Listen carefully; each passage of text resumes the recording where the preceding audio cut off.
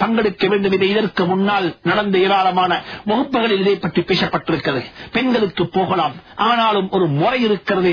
பெண்களுடைய ஆடை எப்படி இருக்க வேண்டும், பெண்கள் எப்படி மஹரம் பேணி போக வேண்டும், பெண்களுடைய சத்தம் எப்படி பேணப்பட வேண்டும், பெண்கள் ஆதாப ஒழுக்கங்கள் எப்படி பேணப்பட வேண்டும் என்று சொல்லக்கூடிய விடயங்கள் எல்லாம் இதற்கு முன்னாலும் நான் இந்த வகுப்பில் ரௌதத்துல் குர்ஆன் என்று சொல்லக்கூடிய இந்த நிகழ்ச்சியில் நான் எடுத்துரைத்திருக்கிறேன்.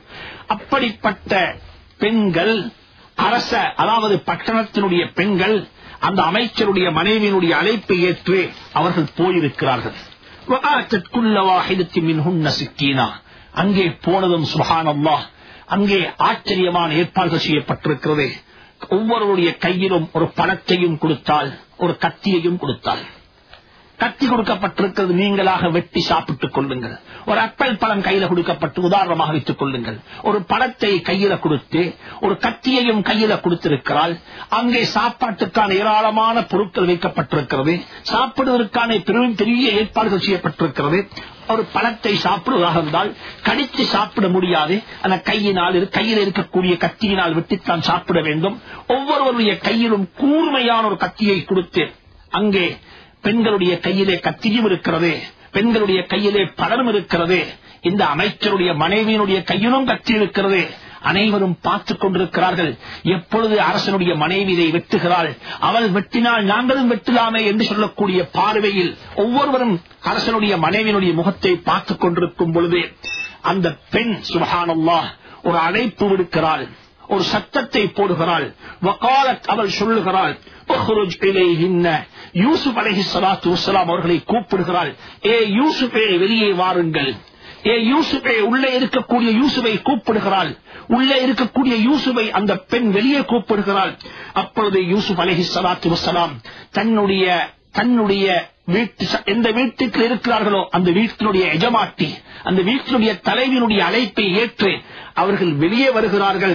வெளியே வரக்கூடிய சந்தர்ப்பத்தில் ஃபலம்மா ரஅய்னஹு, அங்கே கூடியிருந்த பெண்கள் அனைவரும் ஒரே பார்வையில் யூசுஃபை பார்க்கிறார்கள். யூசுஃபை பார்க்கும் பொழுது அக்பர்ன, அவர்கள் மிகவும் மேன்மைப்படுத்தி விட்டார்கள். அக்பர்ன, தக்பீர் சொல்லிவிட்டார்கள். மிகவும் மேன்மையாக கண்டார்கள் யூசுஃபை. இப்படிப்பட்ட ஒருவரா, இவ்வளவு வசீகரமான அழகு கொடுக்கப்பட்டிருக்கிறதா? அக்பர் என்று சொன்னால் அதை மேன்மைப்படுத்தி பார்த்தார்கள். மேன்மைப்படுத்தி பார்த்துக் கொண்டே அவர்கள் பணத்தை வெட்டுவதற்கு பகரமாக கைகளை வெட்டிக் கொண்டார்கள், கையினுடைய விரல்களை வெட்டிக் கொண்டார்கள். அக்பர்ன வகத்தஅன ஐதியஹுன்ன, தங்களுடைய கைகளை வெட்டிக் கொண்டார்கள். ரத்தம் கொட்டிக் கொண்டிருக்கிறது.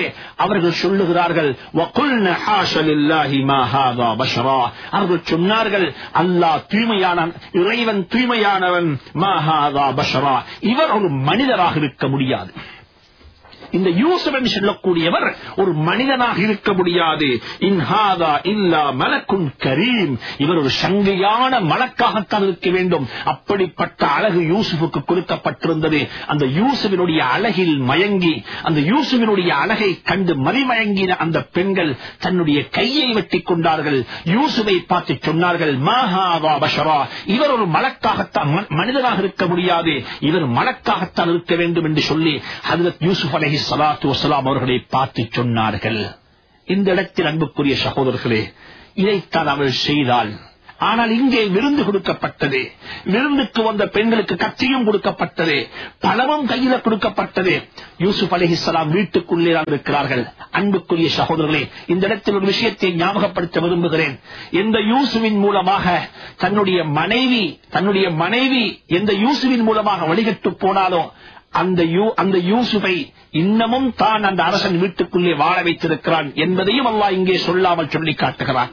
வெட்கம் இல்லாமல் போய்விட்டால், மானம் என்று சொல்லக்கூடிய ஒன்று இல்லாமல் போய்விட்டால், ரோஷம் என்று சொல்லக்கூடிய ஒன்று இல்லாமல் போய்விட்டால், தவறு நடந்ததற்கு பிறகும் யாரு குற்றத்துக்கு காரணமாக இருந்தாரோ, தவறு புரிவதற்கு யாரு காரணகர்த்தாவாக இருந்தாரோ, யூசுப் அலைஹிஸ்ஸலாம் அங்கே இருப்பதுதான் பாவத்துக்கு காரணமாக இருந்தது. யூசுப் அலைஹிஸ்ஸலாம் அந்த வீட்டுக்குள்ளே இருப்பதுதான் அந்த பெண் குற்றம் செய்வதற்கு காரணமாக இருந்தது என்பதை அந்த அரசன் புரிந்திருந்தும் கூட யூசுப் அலைஹிஸ்ஸலாம் அவர்களை அந்த வீட்டை விட்டு வெளிப்படுத்தவில்லை, வெளியாக்கவில்லை. இதுதான் உலகத்தில் இருக்கக்கூடிய மான வெட்கம் இல்லை, அதாவது ரோஷம் இல்லை என்பதற்கு இது அடையாளமாக இருந்து கொண்டிருக்கிறது. எங்களுக்கு தெரியும், எங்களுடைய கடையிலே வேலை செய்யக்கூடிய ஒரு பையனுக்கும் என்னுடைய மகளுக்கும் இடையில் ஒரு உறவு இருக்கிறது என்பதாக தெரியும் என்றிருந்தாலும் கூட மக்கள் யோசிக்கிறார்கள், இவனை வெளியே அனுப்பினால் என்னுடைய கடைக்கு கஷ்டமாக இருக்கும், கடையிலே வைத்துக் கொள்கிறார்கள். அவனை வீட்டுக்கும் அனுப்புகிறார்கள். அவங்க வார்னிங் பண்றாங்க, என்ன தெரியுமா, என் வீட்டுக்கு போறது சரி, என்ன கஷ்டப்படுத்திடாதே, என்ன மானபங்கப்படுத்திடாதே என்று புத்தியும் சொல்லி அனுப்பி வைக்கிறார்கள். அன்புக்குரிய சகோதரர்களே, அல்லாஹ் குர்ஆன்ல சொல்லுகிறான், இப்படிப்பட்ட வெட்கம் கெட்ட ரோஷம் அற்ற செயல்பாடுகள் உலகத்தில் அன்றும் இருந்தது, என்றும் இருந்து கொண்டிருக்கிறது. அந்த பெண் சொல்லுகிறாள், யூசுஃபை வெளியே கூப்பிடுகிறாள். யூசுப் அலைஹிஸ்ஸலாத்து வஸ்ஸலாம் வெளியே வருகிறார்கள். வரக்கூடிய கட்டத்தில் அக்பர்னஹு, அந்த பெண்கள் அனைவரும் தக்பீர் சொன்னார்கள். கருத்து மிகவும் மேன்மையாக கண்டார்கள் யூசுஃபை. வகத்தஅன ஐதியஹுன்ன, பணத்தை வெட்டுவதற்கு பகரமாக கைகளை வெட்டிக் கொண்டார்கள். அல்லாஹ் அடுத்த ஆயத்தில் சொல்லி காட்டுகிறான். இப்பொழுது இதிலே என்ன இருக்கிறது? அல்லாஹ் சொல்லுகிறான், அந்த கட்டத்தில் காலத், அப்பொழுதுதான் அவர்கள் கையை வெட்டிக் கொண்டார்கள். ரத்தம் சொட்டு சொட்டாக கீழே கொட்டிக் கொண்டிருக்கிறது. இந்த சந்தர்ப்பத்தில் தான் அந்த பெண் அரசனுடைய மனைவி பேசுகிறாள். அவள் சொல்லுகிறாள், ஃபதாலிகுன்ன அல்லதீ லும்துன்னனி ஃபீஹ், நிச்சயமாக இவர்களை பற்றி என்னை நிச்சயித்தீர்களோ இவர்தான்.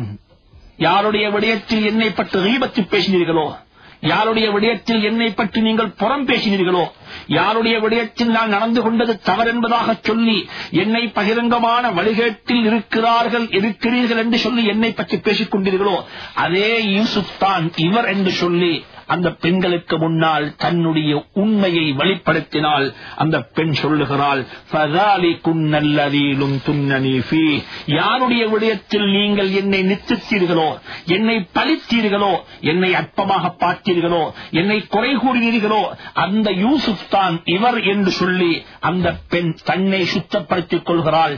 நீங்களாக இருந்தாலும் கையை வெட்டிக் கொண்டீர்கள். நீங்கள் பார்த்தது ஒரே ஒரு முறைதான், ஆனால் நானோ சுமார் 20 வருடங்களுக்கு மேலாக இவருடன் வாழ்ந்து கொண்டிருக்கிறேன். நீங்கள் ஒரு முறை கண்டு கையை வெட்டிக் கொண்டிருப்பீர்கள் என்றிருந்தால் நான் 20 வருடம் எப்படி பொறுமை செய்திருப்பேன் என்று சொல்லி தன்னுடைய சுத்தத்தையும் தான் தவறு செய்தது நியாயம் என்று சொல்லி அந்த தவறை சரிப்படுத்துவதற்காக வேண்டித்தான் இந்த பெண் இப்படிப்பட்ட ஒரு சாப்பாடை அல்லாஹ் ஏற்பாடு செய்தான் என்று குர்ஆனில் அல்லாஹ் சொல்லிக் கொண்டிருக்கிறான். அதாவது என்னவென்று சொன்னால், பெண்கள் ஒரு விடயத்தை செய்யும் பொழுது அதற்கு 2 அர்த்தங்கள் இருக்கும் என்பதை அல்லாஹ் சொல்லி காட்டுகிறான். இங்கே விருந்து கொடுக்கப்பட்டது, இங்கே சாப்பாடு கொடுக்கப்பட்டது. சாப்பாடு கொடுப்பது நோக்கமல்ல, தன்னுடைய தவறை சரிப்படுத்துவதற்கு